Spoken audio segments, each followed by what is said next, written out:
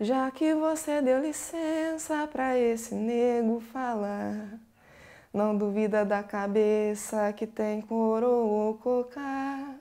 Nenhuma vela resiste ao tempo sem se apagar, se não tiver a serviço de Deus ou de um orixá.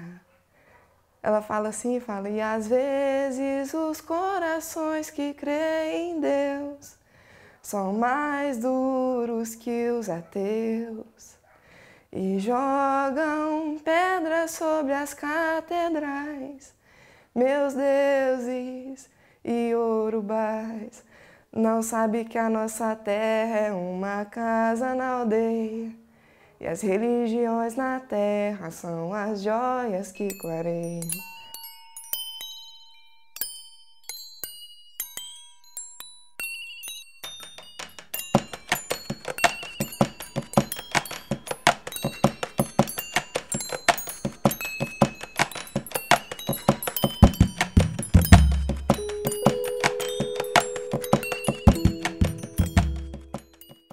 Minha vida antes, quando era pequeno, morava com meu pai, né?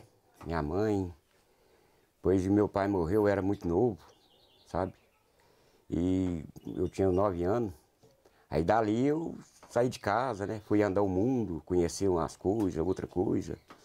Morar para casa dos outros, né? E foi até que eu fui indo. Aos 14 anos eu conheci a Umbanda. Olha, antes da religião, eu, vamos supor assim, era rebelde. O rebelde da família.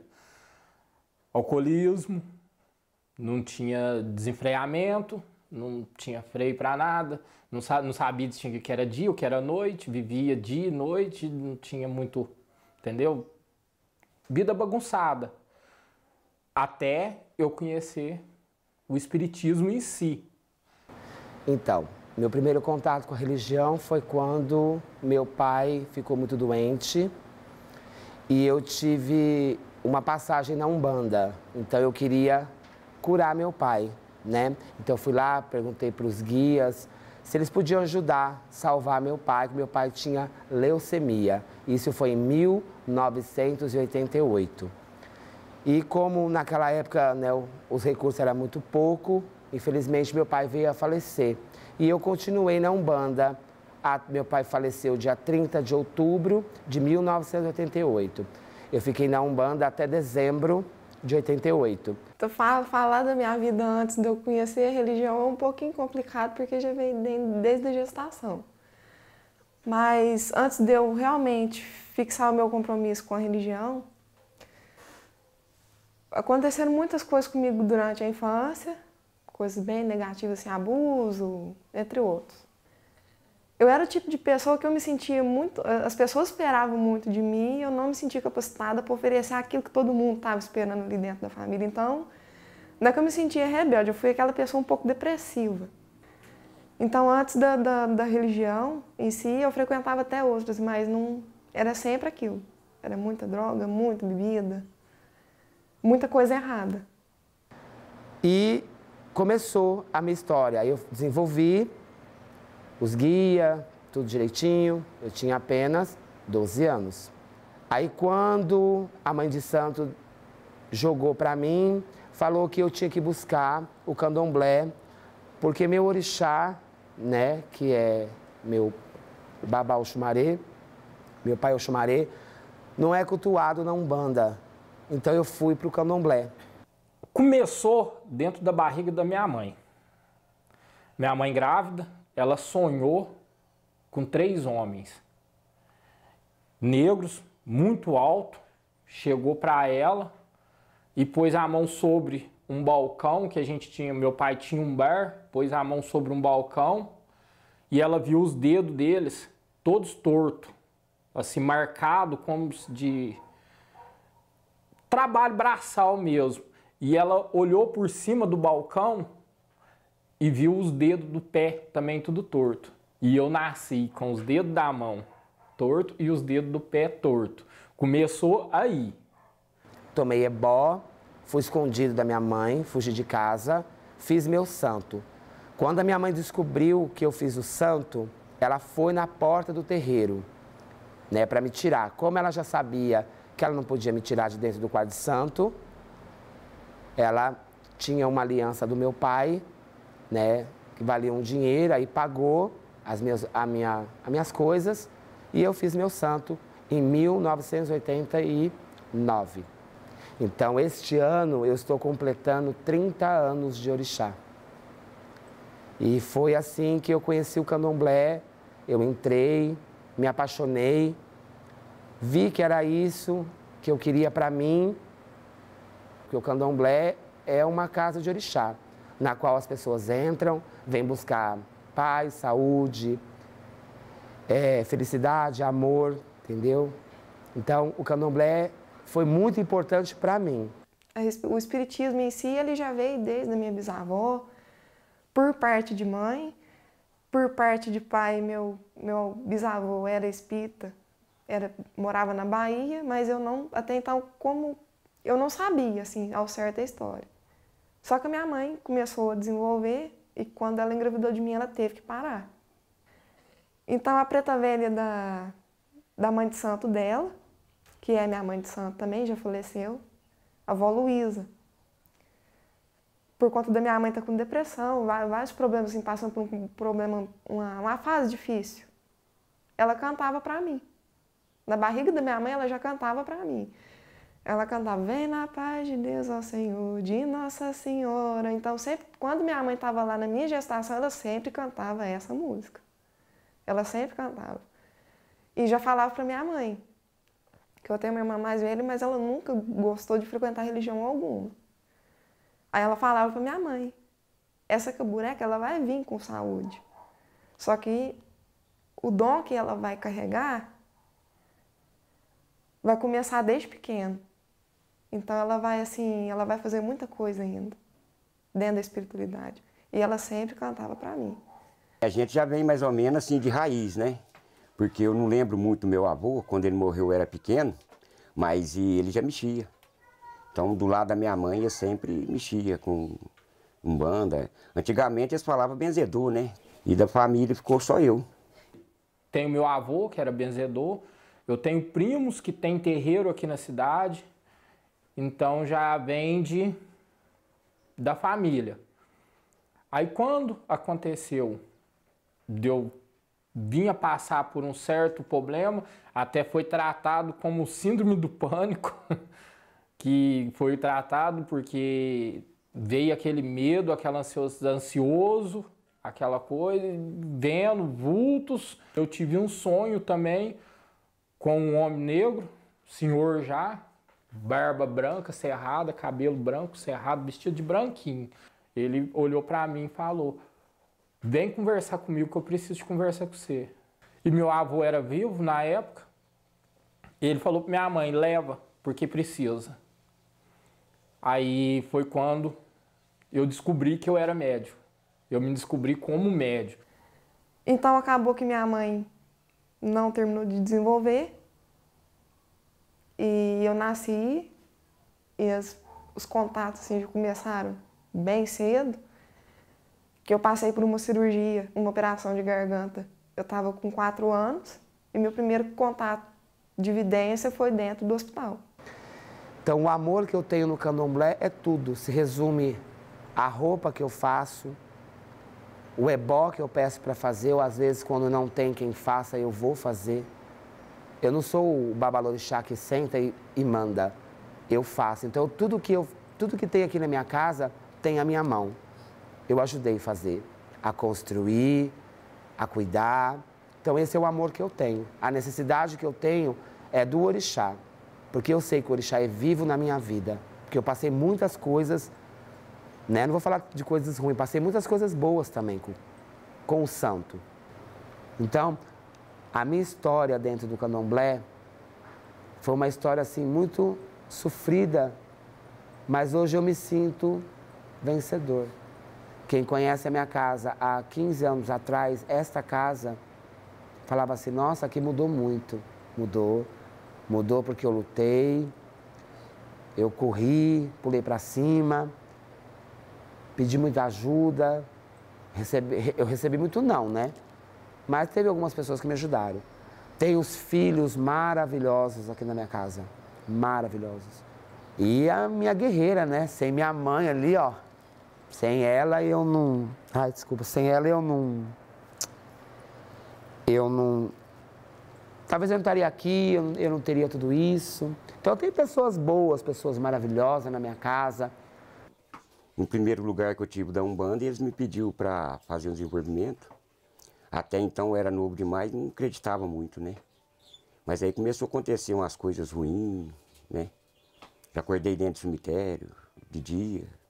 Olha, essa história do cemitério que quando perdi meu pai, ao passar dos tempos, aí eu comecei a beber, né? E bebia, não acontecia nada.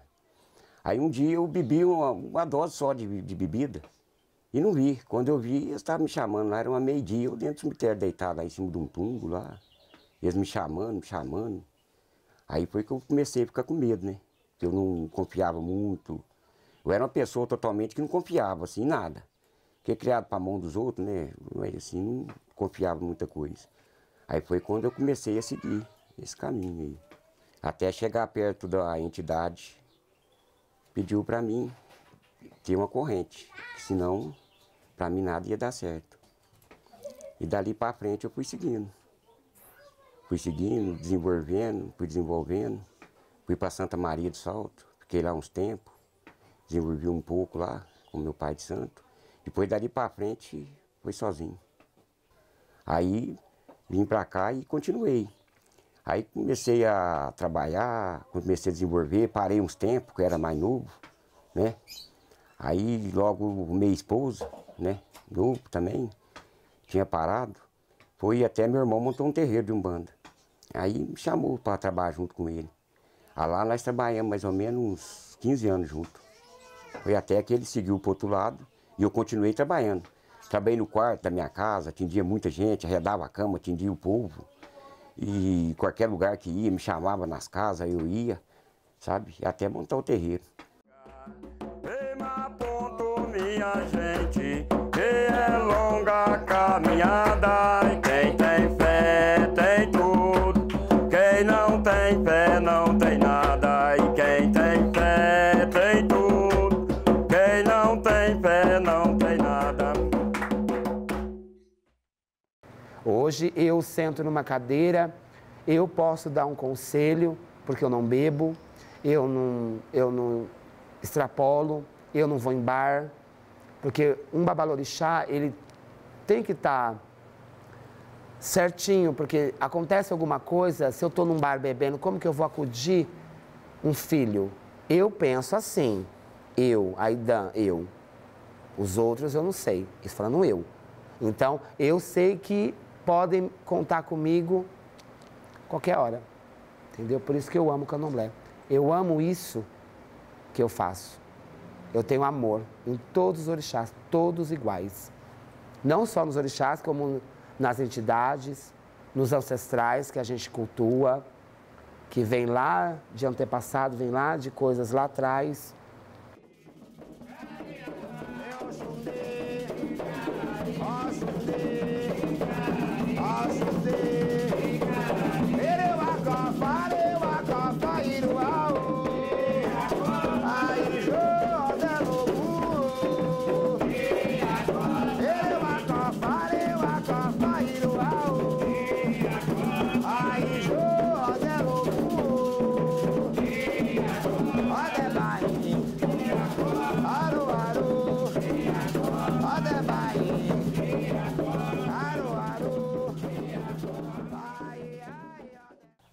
Me assustou no começo, muito, porque foi muita informação de uma vez só. Não tive escolha, ou era um hospício, né, que eu fui tratado como síndrome do pânico, como que aquilo ali tinha sido abstinência alcoólatra, tinha sido essas coisas, ou a religião. Então eu preferia a religião do que ser tratado como um louco. E daí começaram as vidências. Eu estava nos lugares, eu desmaiava porque eu conseguia escutar alguém conversando comigo, eu olhava, eu via aquele feixe de luz, eu acabava desmaiando. Porque eu não tinha ciência do que era um espiritismo, eu não tinha ciência do que era mediunidade. Então eu sofria muito com isso, porque via e escutava, aí veio a primeira tentativa de suicídio. Eu cheguei a tomar umas 4 cartelas de remédio controlado mesmo, tarja preta, e não morri. Um tempo depois eu engravidei da minha filha, e depois que ela nasceu, voltou de novo. Aí eu comecei a tomar medicação, por conta das coisas que eu vi.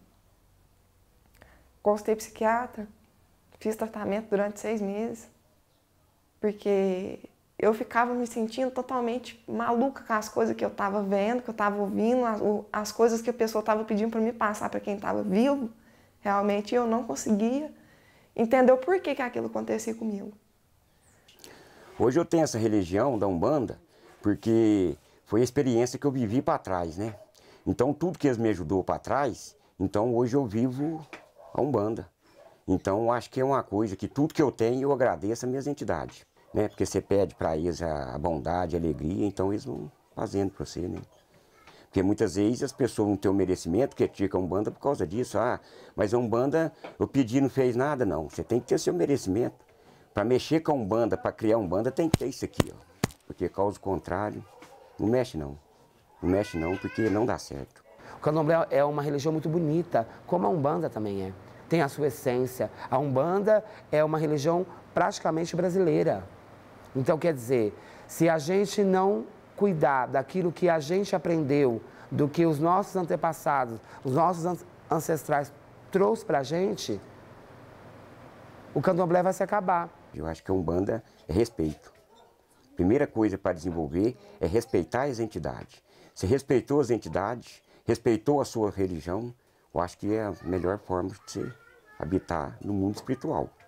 Porque o mundo espiritual, ele não te traz riqueza. Nós não estamos aqui para ficar rico. Nós estamos aqui para ajudar uns aos outros.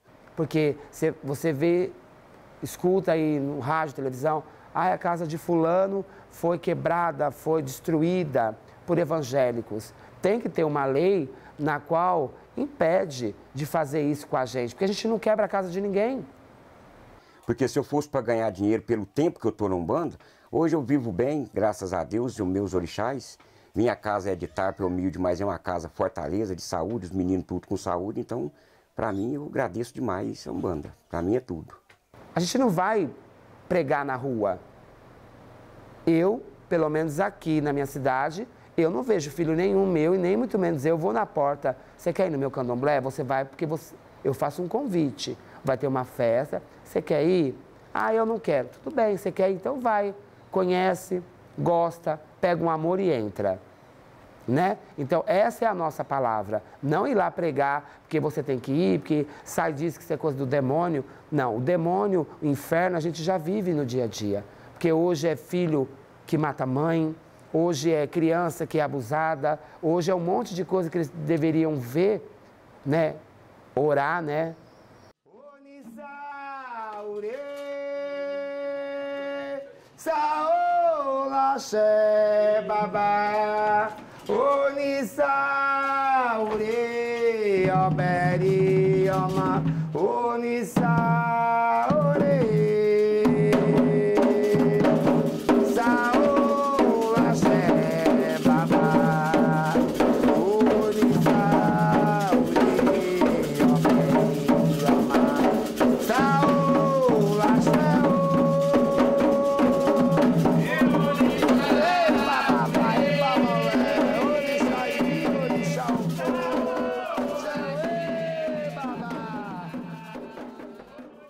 E nós, do Candomblé, a gente tem que rezar muito e pedir muito para Deus, para a gente ter uma vida melhor. Então, eu acho que esse negócio de intolerância, isso daí, meu Deus do céu. Eu vejo as coisas, as reportagens, eu fico muito triste, porque ninguém sabe o quanto a gente trabalha financeiramente, a gente gasta para botar um candomblé. É um gasto enorme.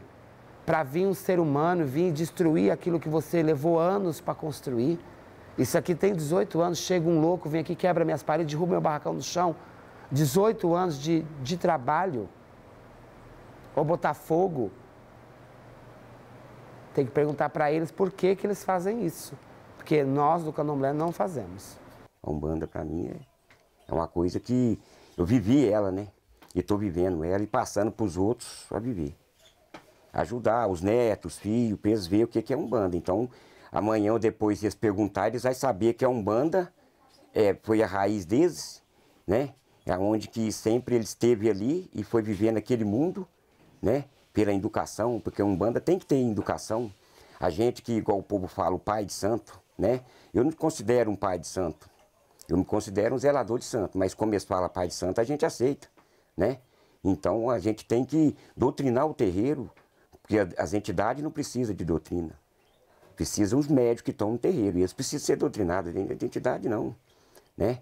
Então eu acho que já vem da raiz e eles já estão crescendo naquilo, amanhã ou depois eles vão saber o que é uma Umbanda para passar para o filho deles ou para o neto deles. Então é uma criação muito grande, né? E é muito bom.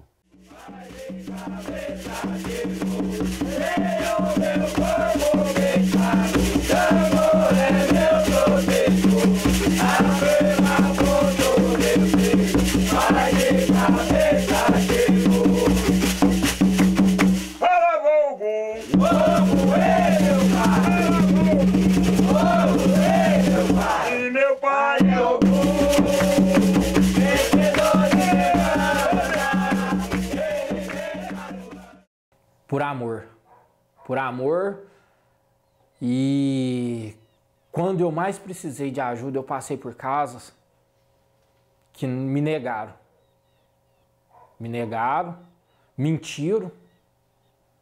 Então, se eu tô aqui hoje, é para não deixar ninguém passar pelo aquilo que eu passei.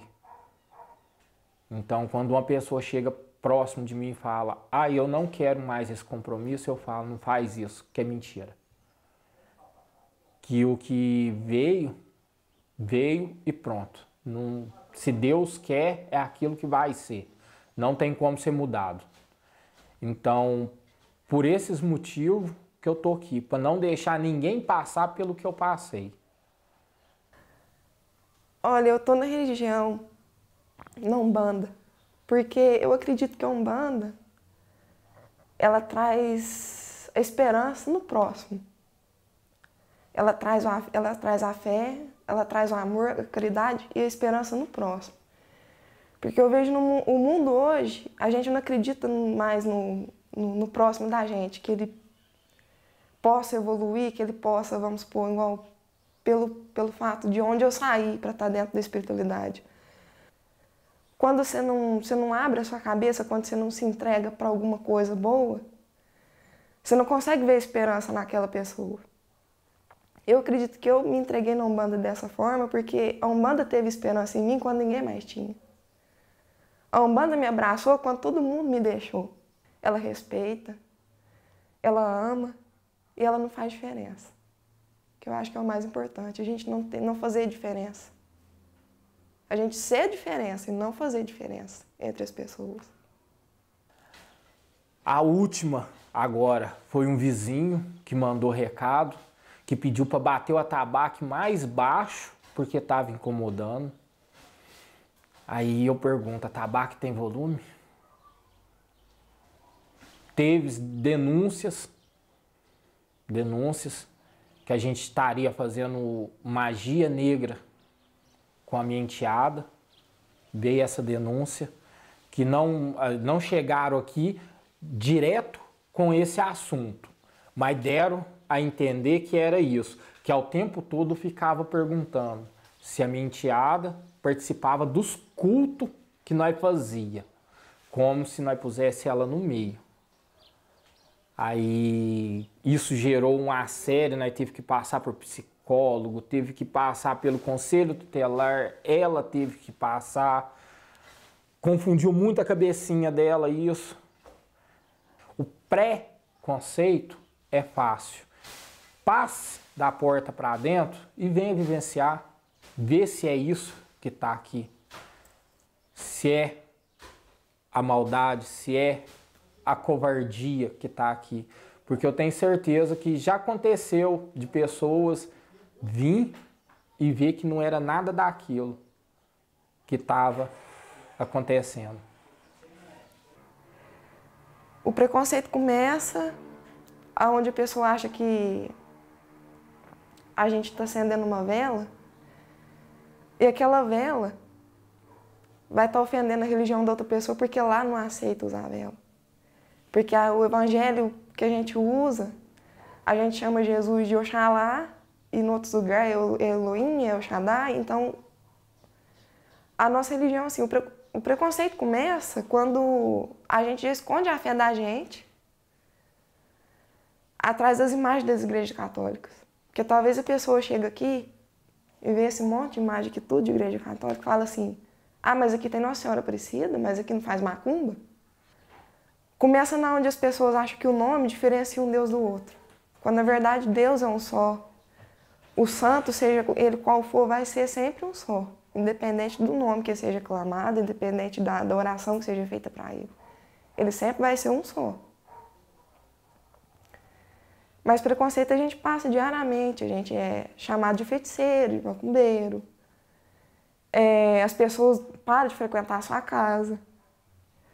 As pessoas não comem do que você faz. As pessoas não bebem do que você oferece. As pessoas te isolam por causa da religião.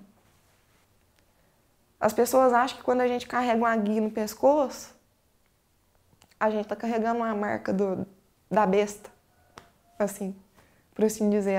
Se a gente entrar no supermercado com uma guia, a pessoa já fica assim. Fala, meu Deus, se eu não atender ele bem, ele vai me fazer uma macumba. É sempre assim. Então, acho que a gente é um bandista, gente. A gente é humano igual qualquer pessoa. A gente não é diferente por conta de uma religião, por conta de uma guia, por conta de uma veste. A gente é uma pessoa normal igual qualquer outra. A gente reza igual qualquer outra pessoa, a gente agradece igual qualquer outra pessoa. E a maldade não é espiritual, a maldade é da pessoa. E o ser humano, infelizmente, ele procura sempre uma forma de jogar a culpa das atitudes, dos erros dele na espiritualidade. Então, se a pessoa erra, ou se uma pessoa de uma hora para outra dentro da família resolve, sei lá, agredir a esposa, é porque alguém fez macumba para separar os dois. Mas não é. Na verdade, o anjo e o demônio da gente vive dentro da gente mesmo. A espiritualidade é livre. Ela, muito pelo contrário, ela vem para te ensinar como lidar com isso, para você não deixar o seu demônio e o seu anjo interior ficar brigando. Ele vem para equilibrar, eu acho, a espiritualidade. Caboclo não tem caminho para caminhar. Vai. Caboclo não tem caminho para caminhar. Caboclo não tem caminho para caminhar. Ele caminha por cima das folhas, embaixo das folhas, em todo lugar. Ele caminha por cima das folhas, embaixo das folhas, em todo lugar. Caboclo não tem caminho para caminhar. Caboclo não tem caminho para caminhar. Ele caminha por cima das folhas, embaixo das folhas, em todo lugar. Ele caminha por cima das folhas, embaixo das folhas, em todo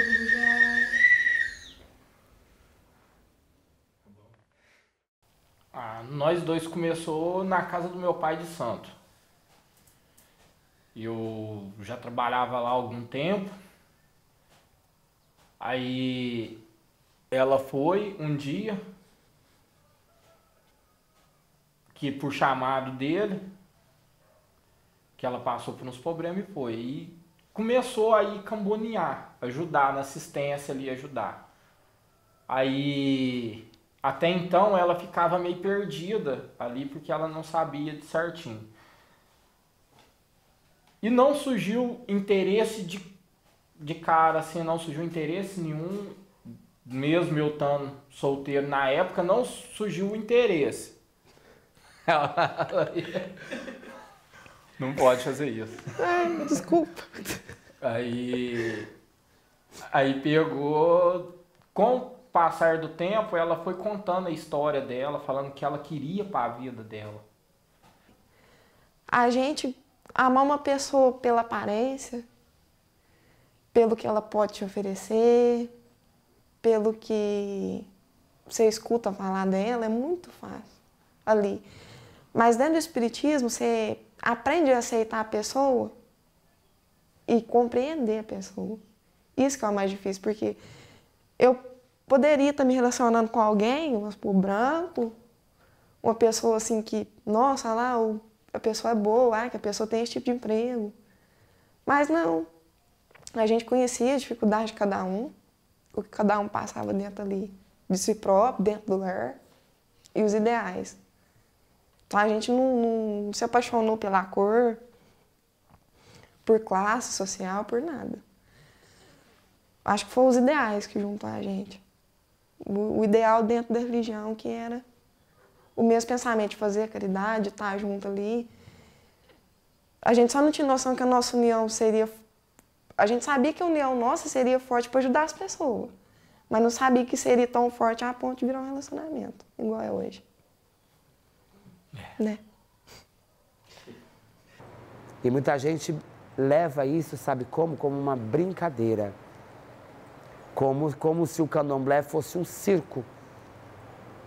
Sabe? Como se o candomblé fosse a gente, um bando de louco, dançando em roda, gritando, dançando. Quem não conhece, acha que é isso. Ou tem uma visão muito triste do candomblé. Mais respeito para a nossa Umbanda, né? Mais respeito para os orixás, né? Porque o mundo já está passando um milhar de problemas, né? Quem sabe se as pessoas, todo mundo tiver um pouquinho de fé, um pouco mais de união, quem sabe possa ajudar a consertar um pouco do nosso país, né? Isso é o mais importante, né? Para todos nós. Seja vai ser você mesmo. Nunca se escute o que o povo disse. Se você gosta da Umbanda, tem ela em seu coração, continua. Continua pedindo a força aqui. Os orixás vai te dar muita fé e muita força. Oh, segura. Sua mão é tão firme.